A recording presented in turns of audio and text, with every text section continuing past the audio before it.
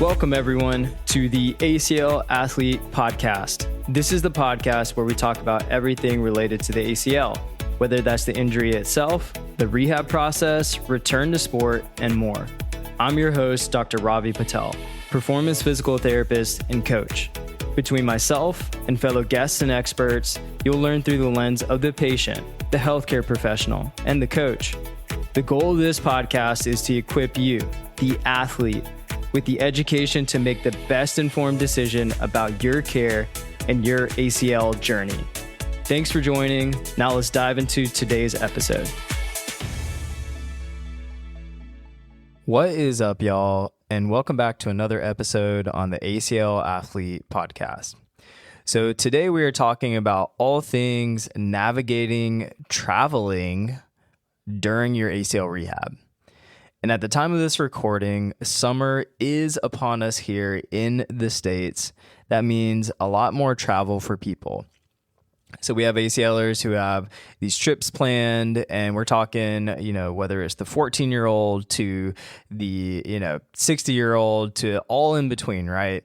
And everyone's wanting to get out and do things and be able to go on these trips, whether it's maybe to the lake, maybe it is to go visit some family, maybe it is to go on a trip with their friends and international trips, right? And so I just want to talk about this concept in general because I think it's really, really important in ACL rehab because most people are going to deal with this variable. And the timing of it is actually really going to influence things a lot. And so what we'll often get asked is, should I go on this trip? And the ACLer will ask us this. Maybe the parent of the ACLer will ask us this. And this can be a really challenging question because of just where the ACLer is in the process and also what is the trip or the travel or what do they want to do, right? And that opens up the conversation with ACLer around this cost-benefit analysis of the trip, right? And there's a lot of factors that go into it. How long is the trip? What is their knee status going into it? Like, where are they at in the process?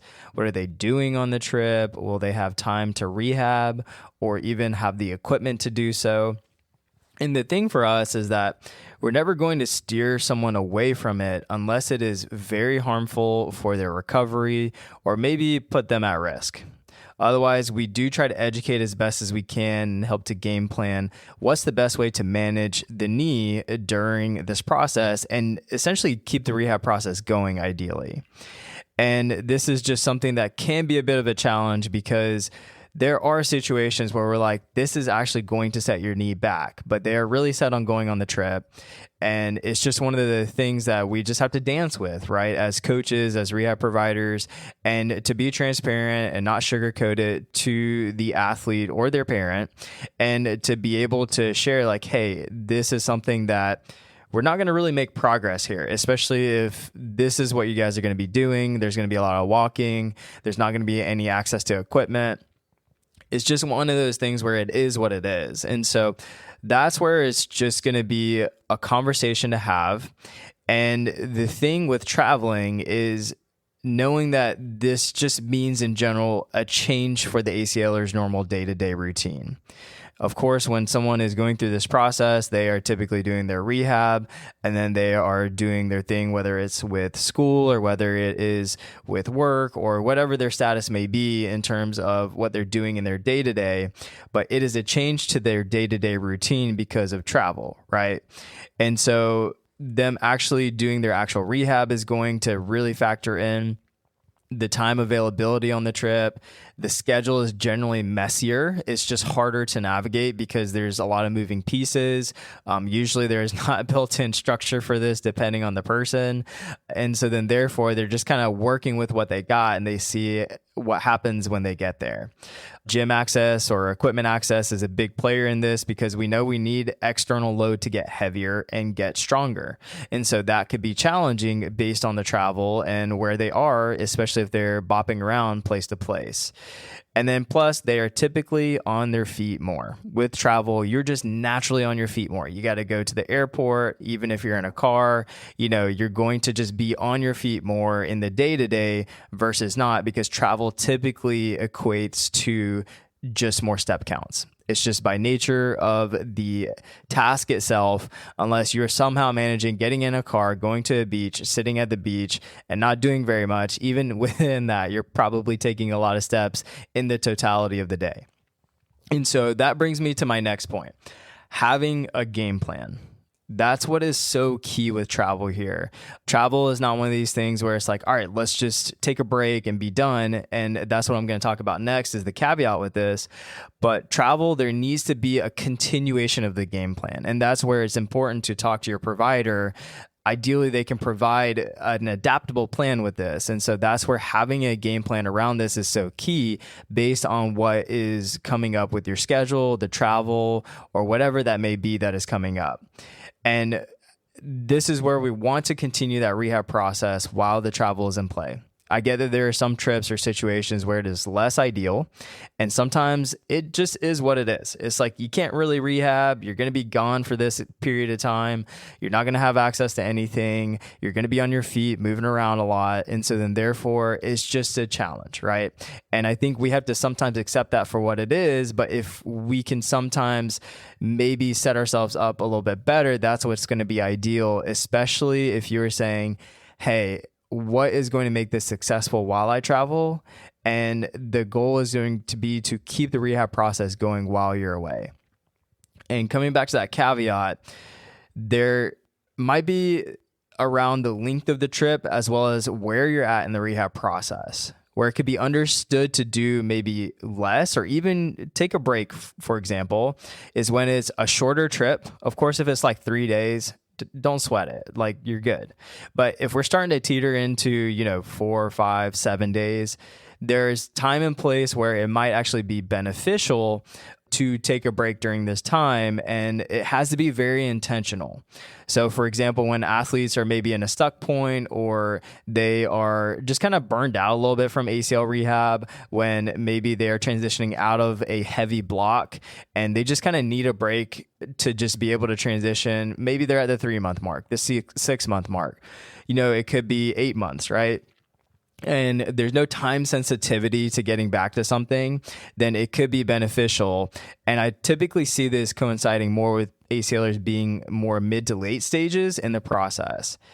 For post-op, probably not, because we are working on the early phase components like range of motion, swelling, gait, quads, etc. And this needs very consistent daily frequency, especially in the early parts of the process. So when you take 7 days away from working on extension work, that's going to honestly be a very, very big thing that is going to impact potentially gaining that extension back, because every single day is moving the needle, especially from a range of motion standpoint or navigating your swelling and whatnot. So things to just consider here. We actually plan in breaks for our ACLers, as I shared, since they've been in this process for a minute, whether it's a longer end of the week during a certain period of the block, or maybe it's an entire recovery week, as I shared, where we tell them to get out of the gym and enjoy life and to not think about their knee and the ACL. And we can find that this is mentally helpful for our athletes because of the long process. And oftentimes they come back stronger because of how the break benefits their mental health and the physical health. And so you're not also going to lose your gains in these stages, either based on not lifting for a week, for example. Residual training effects for our body take longer than just a week. So that's why I'm kind of giving the rough week time frame. But I will say, and be honest here, that most people aren't here in their ACL rehab, especially if you're in earlier phases, as I mentioned. This needs to be very intentionally designed, and it needs to be structured and given to the athlete. And yeah, you can communicate with your physical therapist, rehab provider to talk about an option like this, but we need to make sure you've earned it, to be honest. And I think that's the thing here, is that can make it challenging, because with a trip, we are trying to look at essentially, is this longer than 7 days? And that's where this is going to be really important, because we need to have a structured game plan. Ideally within those 7 days, unless you've earned it to take that break, then therefore it might be something to still embed in some things to keep things moving along. So when our athletes say they're going to be traveling, we build this out so we can keep the compounding effect going. And we make sure we get their schedule, equipment access, the time availability. Even if it's like a 20, 30 minute window that they have, we try to build this in and build it to them. And sometimes that might be just focusing on some bodyweight isometric work. And there's ways we can manipulate the physics to make it a little bit more challenging on the areas we want to. And then sometimes it's literally a full-blown S&C program because they have a gym, they have access. Also depends on the type of travel and the trip itself. But we have a lot of ACLers where they're just like, yeah, I've already looked up the gym at this hotel, or I can do a guest pass at this gym. And it's clutch because we can keep things moving along and there's no hiccups. And these people tend to come back just continuing on smoothly in the process versus having these very abrupt stops and starts, and it ends up just delaying longer than we think it does. And we do have people who we work with who are travelers working in different places, and then also people who travel for work weekly. So we make sure the programming is as adaptable as possible, no matter where they are, keeping the focus on the main things. And the last point I want to make here is that often, because we're human, that people will just not want to do their rehab or get a bit lazy. I get it. The schedule is a little different. You're not in your normal environment. You don't want to be in this process to begin with, let's be honest. And you feel some freedom with travel where you're just like, all right, I need to just disconnect. And honestly, travel can be a little bit of an excuse. And don't get me wrong, y'all go enjoy your stuff, do the thing. But if you can bake in some movement, guys, it will help you in the long run. I promise you this, unless you're someone who's like, I'm burned out and I just need this break. And it's like a week, as I said, maybe 5 days, a week. I get it. But in most situations, I find that ACLers, they just kind of want to disconnect from it. And the trip is something that is a good excuse to disconnect from it. But then that really does impede their progress. And especially when they get back, it's a lot harder to get back going. And I'm going to share this based on working with a lot of ACLers, whether it's the 14-year-old that has the 7,000 trips that are planned in the summer. It's wild, y'all. Kids are busy. High school kids are busy. And trying to manage their schedules and get them to do this stuff while they're traveling with their parents or friends is challenging. And then therefore, it's also going to the person who travels maybe 2 weeks at a time and, you know, they have a working job, it's remote or flexible, or they're just taking the time off. So those are things that I just want to share here, because if you don't plan intentionally, your progress will be impacted. And I think it's important to understand this. And more importantly is that even though the trip is 2 weeks, for example, it tends to run into the next week when you get back. It's longer than 2 weeks. So a lot of times people are like, oh, it'll be 2 weeks and then I'll get right back to it. No, it's not. People need to readjust back to life and their routine. You'll hear the thing is like, I need a vacation from my vacation, because unless you are literally sitting poolside and you're not doing anything for 7 days, then therefore maybe your body is a little fatigued from the trip, your schedule, the adjustments of sleeping, your normal routine. And the body is usually the effect of not being in the gym and rehabbing. I'm not saying you're losing all these drastic gains, but you will feel that difference. So when it takes another week or longer, it's going to be a little bit normal to feel that if you've been away for especially a longer period of time based on where you were. So just something to consider. So if you're doing a 10 to 14 day trip, then just know it'll be longer to get back into the groove. It might be another week or so. It could be even longer. We've seen people where it just takes longer. They get sick coming back from the trip, and then therefore it just extends the thing another week or two. So in the grand scheme, it can just feel like a long delay of, you know, if you take a 14-day trip, then it takes another week. That's 3 weeks that you haven't necessarily been intentional about your rehab. And this is not to mention that if you're earlier in the process, you'll likely see a regression of your range of motion and your knee will feel a bit more tight and stiff because trips usually mean on your feet more and more step count. So for people in the earlier stages, it is even more important to make sure you stay as consistent as possible and manage your step count especially. So my suggestion here based on this episode today is to just make sure you talk with your rehab provider and let them know your travel plans. Make a game plan to keep the needle moving, most importantly. Do your best not to skip things during this time, especially if you're in the earlier stages. Expect for the knee to potentially get a bit grumpy and know that it's likely because you've spiked your step count, your daily activity in general, and the way just traveling goes. Again, more impactful for the earlier phase ACLers and also ones with a bit more of a tricky, symptomatic, and maybe someone who's dealing with a little bit more swelling that's sticking around. The longer the trip, the more you need to make sure this plan is more detailed to not miss a beat.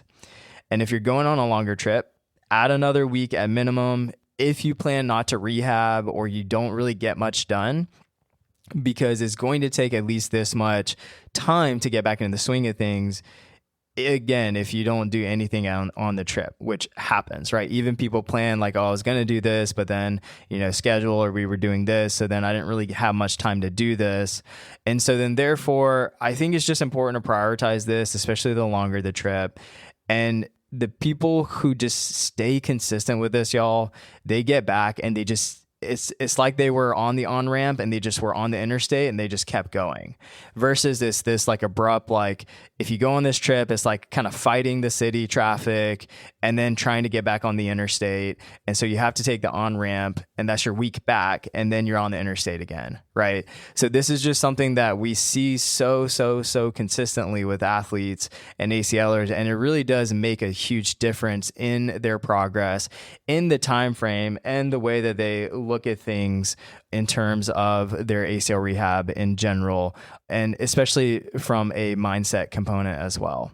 So keep this in mind, y'all, as you are embarking on your travels. And if you need anything, then please reach out to us. Hope that this was helpful. This is your host, Ravi Patel, signing off.